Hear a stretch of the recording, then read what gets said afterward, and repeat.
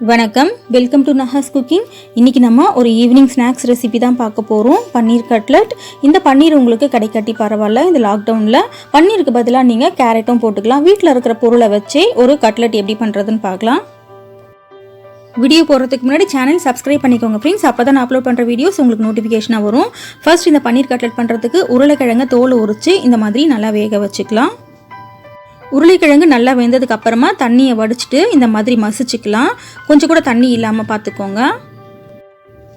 நல்லா மசிச்சதுக்கப்புறம் இதை வேறு ஒரு பவுலுக்கு ட்ரான்ஸ்ஃபர் பண்ணிக்கிறேன். இப்போ இதில் தான் நமக்கு தேவையான மசாலாவெல்லாம் சேர்க்க போகிறோம். பொடியாக நறுக்குன 2 பெரிய வெங்காயத்தை இதில் சேர்த்துக்கிறேன். அதுக்கப்புறம் ஒரு முழு பன்னீர் இந்த மாதிரி துருவிக்கலாம். உங்களுக்கு பன்னீர் கிடைக்காட்டி பரவாயில்ல, பன்னீருக்கு பதில் நீங்கள் கேரட்டும் சேர்த்துக்கலாம். இப்போ துருவிய பன்னீரை இதோட சேர்த்துக்கலாம். இது கூடவே 1 ஸ்பூன் இஞ்சி பூண்டு paste, 1 spoon red chilli powder, பொடியாக நறுக்குன கொத்தமல்லி இதோட சேர்த்து நல்லா மிக்ஸ் பண்ணிக்கலாம்.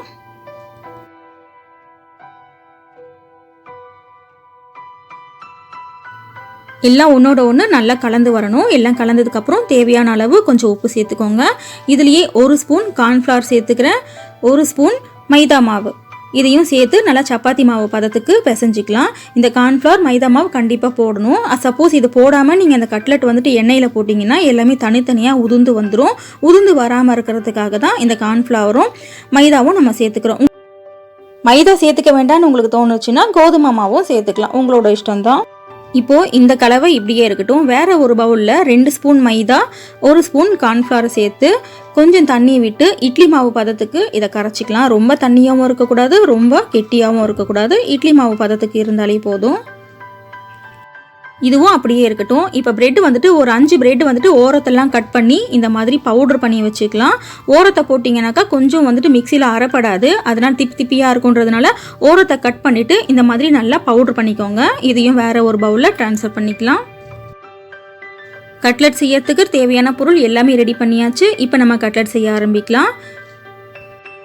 இப்போ இந்த பன்னீர் மசாலாவை இந்த மாதிரி ஒரு கைப்பிடி எடுத்து கட்லெட் ஷேப்க்கு இந்த மாதிரி பண்ணி வச்சுக்கோங்க.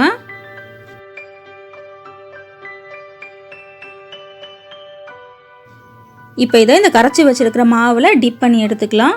மைதாவும் கார்ன்ஃப்ளவரும் போட்டு கரைச்சி வச்சுருந்தோம் இல்லையா, இதுலேயே நல்லா டிப் பண்ணி எடுத்து பிரெட் க்ரம்ஸில் போட்டு இதுலேயும் நல்லா ஃபுல்லாக அப்ளை ஆகிற மாதிரி பண்ணிக்கோங்க.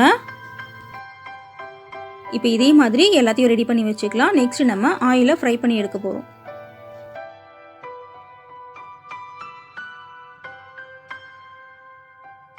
பேன் சூடானதுக்கப்புறம் இதில் தேவையான அளவு ஆயில் சேர்த்துக்கோங்க. ஃப்ரை பண்ணுறதுக்காக ஆயில் வந்துட்டு ரொம்பவும் சூடாகக்கூடாது. ரொம்ப எண்ணெய் சூடாகிருச்சுனாக்கா மேலே வந்துட்டு வெந்துடும், உள்ளுக்குள்ளே வேகாமல் போயிடும், மாவு அப்படியே இருக்கும். என்ன மைதா மாவு கார்ன்ஃப்ளவர்லாம் சேர்த்துருக்கோம் இல்லையா.